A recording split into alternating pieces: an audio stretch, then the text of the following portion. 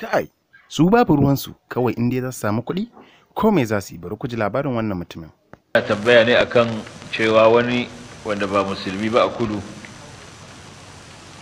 ya gina wani masallaci da niyyar ba da haya, wato duk wanda zai yi sallah sai ya biya sannan ya shiga ya sallah.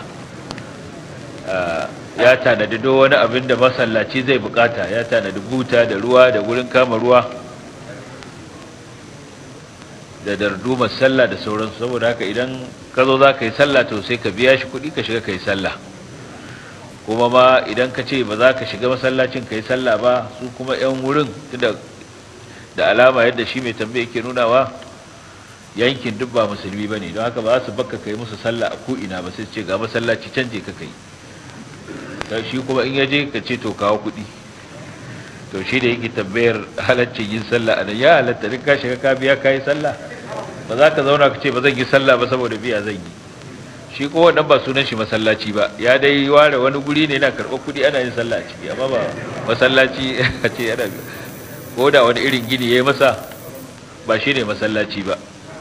Saboda haka ya hana mutane yin sallah ne sai an biya shi. Ra'aital ladhi yanha abdan idza salla, saboda haka yana karkashin wannan, bayan kafircinsa kuma gashi yana hana sallah sai an biya.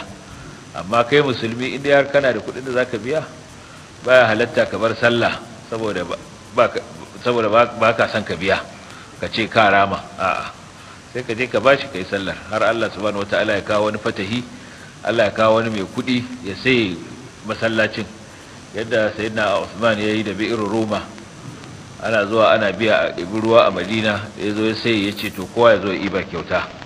A haka wata rana sai ka ga Allah ya kawo wani ya ce to kai wai nawa ne wanda masallacin naka duka, ya yi masa kuɗi a biya shi, ya ce to kowa ya zo ya sallah kyauta. Daga lokacin ya zama masallaci.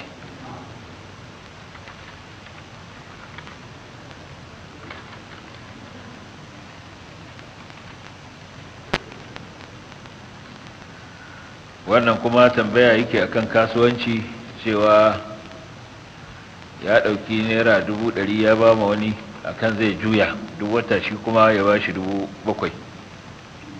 To ya ji an ce wannan kasuwanci ba kyau, domin akwai cutarwa a ciki, saboda kasuwa wani lokaci a samu wani lokaci a rasa.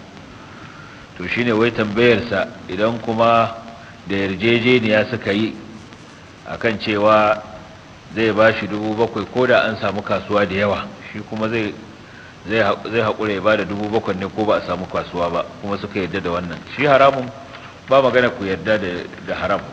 Aka ce abu haram ne don kun yarda ku yi, wannan ba shi yake nuna halaccinsa ba.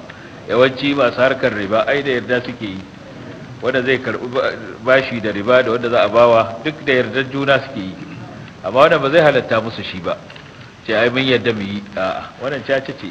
Yanzu ka je gurin yan caca, masu harkar caca, ai kowa da yardarsa yake zuwa, ba wanda ake kamo shi da ƙarfi a ce sai yan caca, duk wanda yarda yake zuwa. Amma wannan za ta halatta musu cacar da suke yi? Da wannan ciniki irin wannan baya halatta. In za ka ba mutum kuɗi kasuwanci, sai dai ku yi rabo akan nisba, wato akan kaza cikin 100 na ribar da aka samu nawa ne, kai kuma na kaza naka ne. Saboda haka duk abin da aka samu sai a yi masa wannan kaso din. Ce ina da rabin abin da aka samu, kana da rabi, ko ina da 2/3 kana da 1/3. Saboda haka duk abin da aka samu akan wannan kasan za a raba shi. An samu kaɗan, an samu da yawa. In an rasa kuma shikenan, in an yi asara shikenan, ta shafi duka. Wannan shine abin da musulunci ya halatta, amma ba ka ce kana da wani fixed amount ba, kullum sai an kawo maka ko duk wata sai an baka kaza. Wannan haramun ne. Da yawa wanda suke shiga irin wannan kasuwancin, musamman irin masu son banza, saboda haka ce za ka sa 200,000 duk wata za a baka 40,000. In ka sa 400,000, 80,000 ko 100,000, sai ga mutum ya ɗebi kuɗinsa ya zuba, ya kwanta a gida, wai ana ba shi 40,000 duk wata, ko 80,000 duk wata. Ya ma daina kasuwanci, ya sayar da duk abinsa, ya zuba kuɗinsa a nan. Ƙarshe yan 419 ne su gudu da kuɗin, ya neme su ya rasa, kuma yana da na sani, yana kuka. Wannan baya halatta, haramun ne. Ya mallaka masa a sunan kyauta, shikenan, kyautar ta yi.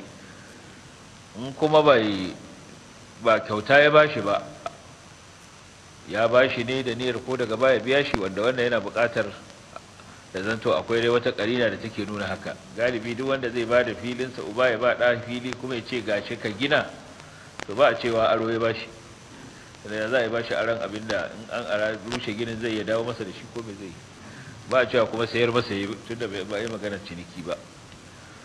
A bisa urfi dai irin wannan kyauta ce, saboda haka abin da ya saura kuma bayan rasuwarsa sai ya shiga gado, amma ba za a ce su waɗannan da aka ba wa kyautar waɗannan filaye ba sai sun biya, sai dai idan shi ya yi nassin cewa ba kyauta na baku ba, na baku ne akan idan kun samu hali ku biya, to wannan kuma bayan rasuwarsa sai su biya a hada da kayan gado.